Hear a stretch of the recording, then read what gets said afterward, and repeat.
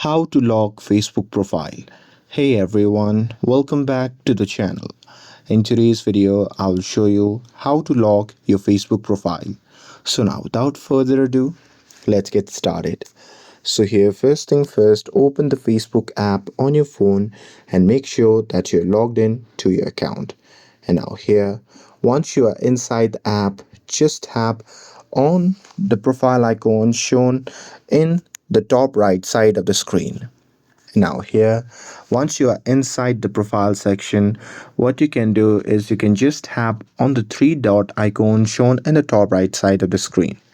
And now here, once you are inside the profile settings, you can simply scroll down and there you'll see the option labeled as lock profile.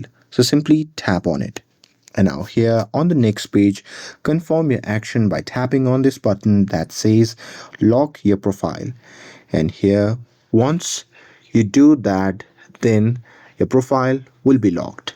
And that's it. That's how you can lock your Facebook profile. With this, if you found this video helpful, then don't forget to like, share, and subscribe to get updated for more videos. Thanks for watching, and I'll see you in the next video.